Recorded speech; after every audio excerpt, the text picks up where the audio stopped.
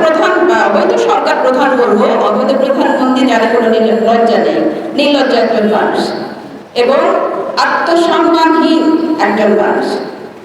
কেন বলছি এটা, যে আমি একজন নারী, নারী হিসেবে আমি নিজে লজ্জিত। কারণ নারীর যে একটা শাশ্বত ইমেজ ছিল, নারীর যে একটা সোসাইটি এবং পরিবারের ভ্যানগার্ড ছিল, সেই নারী আজকে দেশের দায়িত্ব পেয়ে পুরো দেশটাকে একদম কি বলবো বিক্রি করে দিয়েছে। উনি অবশ্য বিক্রিটাও বুঝেন না। গতকালকে যে সংবাদ সম্মেলনে প্রশ্ন করা হয়েছিল বিভিন্নভাবে ইনিয়ে বিনিয়ে যে আপনি কি দেশটাকে বিক্রি করে দিচ্ছেন, এমন একটা অভিযোগ।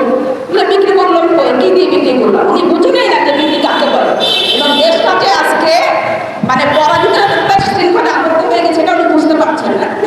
কিস্তিতে কিস্তিতে দেশকে অন্যের হাতে তুলে দিচ্ছেন। আমাদের দেশের কোনো অভিভাবকই, আমরা অভিভাবকই, আমাদের নিজের দায়িত্ব নিজেদেরকে নিতে হবে। দেশকে রক্ষা করেন, আমার সন্তানকে, আমার পরিবারকে, আমার সমাজকে সব কিছু রক্ষা করার দায়িত্ব আমাদের সবাইকে নিতে হবে, নিজ দায়িত্ব নিতে হবে। আপনার সন্তানের শিক্ষা বলে সেটা আপনাকে নিজ দায়িত্ব নিয়ে শেখাতে হবে। কারণ শিক্ষা ব্যবস্থাকে এমনভাবে পঙ্গু করে দিয়েছে, এই শিক্ষা একটা আবর্জনায় পরিণত হয়েছে। এবং এই শিক্ষা শিক্ষিত হয়ে আমাদের আজকে আমরা ফল পাচ্ছি যে আমাদের যে বর্তমান জেনারেশন বলেন বা এই যে প্রজন্ম, এরা একদম ভাষাহীন, বেকার। কারণ কর্ম দক্ষতা আছে, সে কর্মদক্ষতা দেখানোর জন্য তাদের কোনো মানে ক্ষেত্র নেই। তেমনি খাদ্যের ক্ষেত্রে বলেন, তারপর হচ্ছে চিকিৎসার ক্ষেত্রে বলেন, সমস্ত কিছুতে আজকে নিজের দায়িত্ব নিজেকে নিয়ে আগাতে হবে। কৃষক যেমন আজ পর্যন্ত আমাদেরকে বিনা স্বার্থে পরিশ্রম করে ফসল উঠিয়ে খাওয়াচ্ছেন, আমাদের দুর্ভিক্ষ থেকে দূরে রাখতে পারে না। সে কৃষকদের মতো করে আমাদের নিজ দায়িত্ব নিয়ে আমাদের সমস্ত কিছু সৃজন করতে হবে। এই দেশকে, এই সমাজকে, নিজ সন্তানকে, সবাইকে।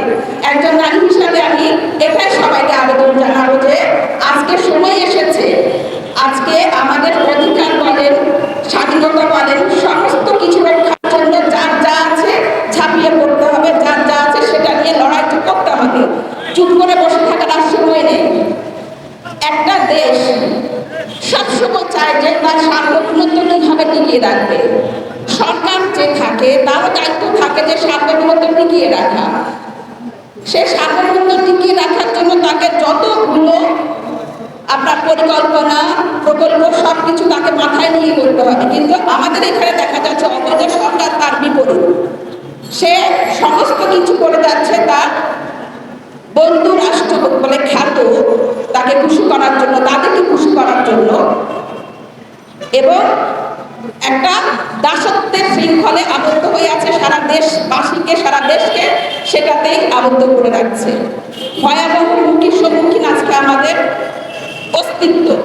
এই অস্তিত্ব টিকিয়ে রাখতে হলে আমাদেরকে ঠিকভাবে, স্বাধীনভাবে বাঁচতে হলে নতুন করে এই যে লড়াই চলছে আমরা চালিয়ে যাচ্ছি, সে লড়াইকে আরো জোরদার করতে হবে এবং বর্তমান সরকারকে ক্ষমতাচ্যুত করতে হবে। এটাই আমার অনুরোধ। যে যেখানে আছেন, যেভাবে আছেন, দেশটা আমাদের, কারো বাপের না। স্বাধীনতা অর্জন করে দিয়েছেন, ঠিক আছে, স্বাধীনতা অর্জনে যারা সহযোগিতা করেছে তারা তাদের স্বার্থে করেছে, তাদের স্বার্থ রক্ষার জন্য আমাদেরকে সহযোগিতা করেছে। এখন ওইটা কারো